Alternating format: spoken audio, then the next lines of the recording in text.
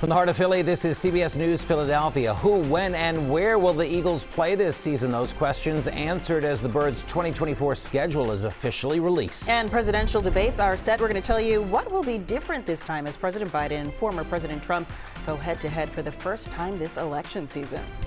And a beautiful shot of the Philadelphia skyline as you get your day started. We're getting a break from the rain. Some of the clouds are clearing and the weather is improving. Morning, everyone. Welcome to the news at 7, streaming on CBS News Philadelphia and on Philly 57. I'm Jim Donovan. And I'm Janelle Burrell. Thanks for starting your morning with us. Let's start with that next weather forecast with meteorologist Kate Bilo. That drone shot looked really cool, Kate. You saw the clouds up there, too. Yeah, what an awesome shot that was. And today, that's what it's going to look like pretty much all day. We'll see some sun here and there, but clouds are likely going to win out. That said, it looks like we should stay mainly dry through the day. Here's a live look. Beautiful beach shot in Longport. You can see we do have a decent amount of cloud cover there, but still some blue sky. And that's what it looks like in the city. Kind of an interesting shot here on our camera because we're just in and out of the clouds and the sunshine. So sometimes the camera lens has a tough time adjusting to the sun coming out and then the clouds moving in. And you can see we've got some blue sky, but also some of those darker clouds. So we're in and out of the clouds all day. More sunshine the further west you go. Now this morning we've seen a decent amount of sun, at least in the southern shore points, but the shore will likely cloud over as we go through the afternoon. Nothing more than a sprinkle though, so an improved forecast from what it looked like earlier in the week.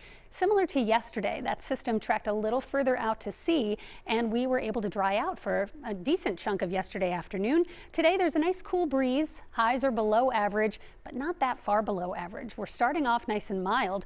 In fact, the mildest morning of the week, we're starting off in the 60s, and that means with any sunshine, temperatures will easily rise to the upper 60s and near 70 today. There is this nice cool breeze from the north and west. We're looking at about 14-mile-an-hour winds sustained in the city right now, so you're feeling that.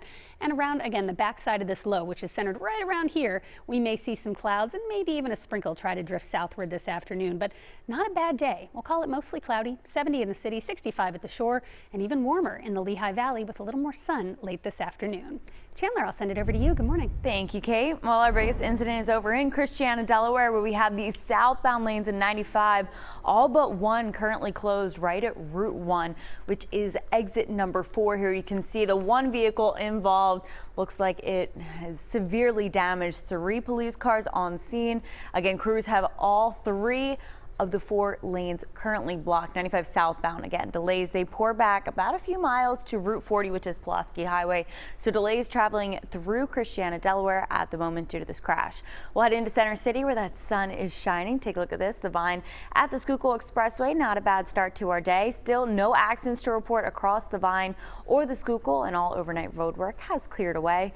We do have some construction though here through the late morning along the Walt Whitman Bridge. Crews are working eastbound once again. You're going to see them out there today. The right lane is blocked traveling into Jersey, and the Betsy Ross Bridge. Still keep in mind we have that long-term road work that has 1 lane blocked in both directions. Janelle. All right, thank you, Chandler. After weeks of leaks, the Eagles' 2024 season, it is officially out. The schedule's out. We now know who, when, and where the Birds will play. Here are some of the notable games in the first half of the season. The Eagles kick things off with 2 primetime games. First, they play the Green Bay Packers in Brazil on September 6th.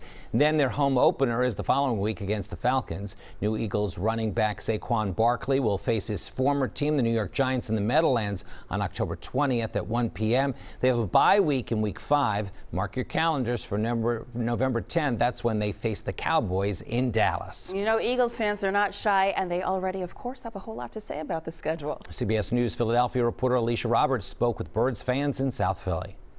Packers in Brazil will be tough.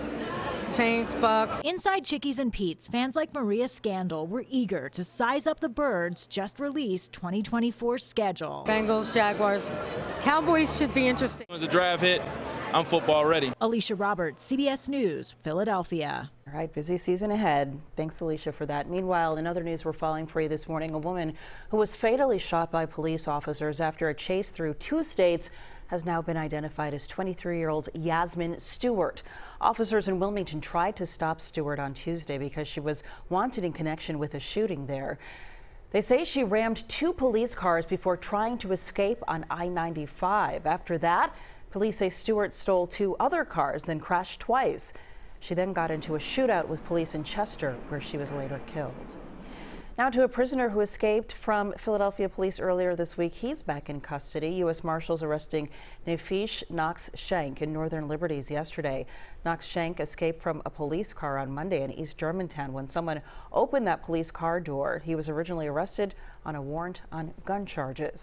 A former school resource officer in the Lehigh Valley is behind bars accused of sexually assaulting a student. Waukesha Bailey is in our newsroom with more on this disturbing story. Good morning, Waukesha. Good morning, Jim. Well, this is really a case of someone who allegedly abused the trust of parents as well as the entire community. So as of this morning, the Bethlehem school resource officer remains behind bars. According to his arrest records, his bail was set at $500,000. Now, we heard from the chief of police who says she's still in shock. There was no indication that this was going on or that this individual had engaged in any of this behavior. He was well liked at the school.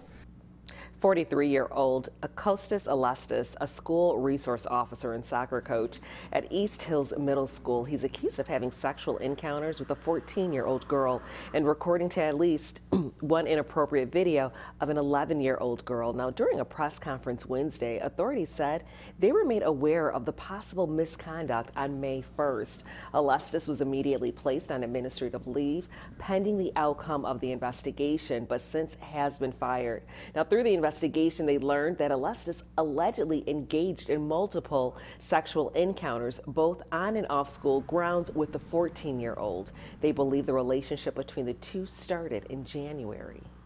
At one point, the victim's mother discovered text messages on her phone, and when Alestis became aware of this, he began using a second phone number to communicate with the victim. The victim stated that, among other things, this communication with Alestis included conversations about engaging in sexual acts.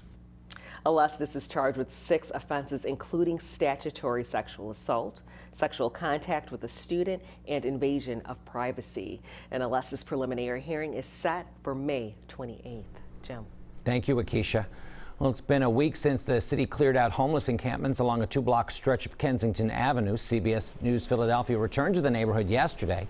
Street sweepers roamed the corridor and barricades still block people from loitering in front of businesses there. City outreach workers also remain in the neighborhood after getting almost 60 people into housing and treatment during the month-long encampment resolution. I'm seeing more police presence, more so than anything that I had ever seen in the 4 years that I have lived in this neighborhood. If we want to really see change, we have to have community leaders work together with the community leaders in this area.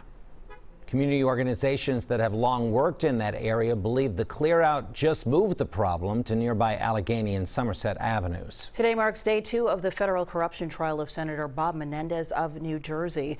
During yesterday's opening statements, the defense blamed Menendez's wife, Nadine, for his legal troubles.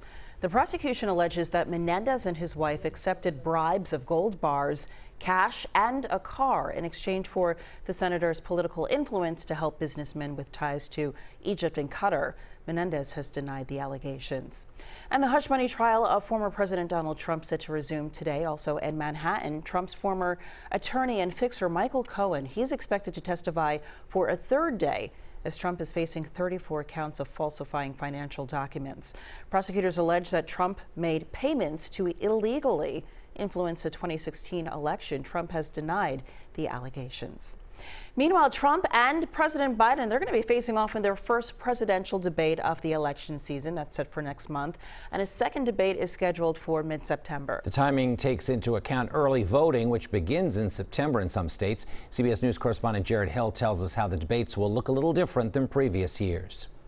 Well, make my day, pal. Less than an hour after President Biden threw out this debate challenge. So let's pick the dates, Donald. I hear you're free on Wednesdays. Taunting former President Trump over the criminal trial keeping him in court 4 days a week. The presumptive Republican nominee said, let's get ready to rumble. I've accepted the 2, 100%. Trump and Biden are now set to face off in 2 debates. The first, June 27th, hosted by CNN. The second with ABC on September 10th. no studio audience. The left, will you shut up, man? Listen. In the rematch 4 years in the making, the Biden campaign wants moderators to be able to cut mics to minimize disruptions. It's about the candidates clearly articulating their vision for where they want to take the country. Some voters in battleground Pennsylvania tell CBS News they don't think the debates are going to change a lot of minds. People have their own formed opinions already about each party, so I feel like neither have really anything to gain out of it. It's just going to be a fighting match, really. Third-party candidate Robert F. Kennedy Jr. appears to be locked out from the debate stage. He's accused the Biden and Trump campaigns of colluding to exclude him. Jared Hill, CBS News.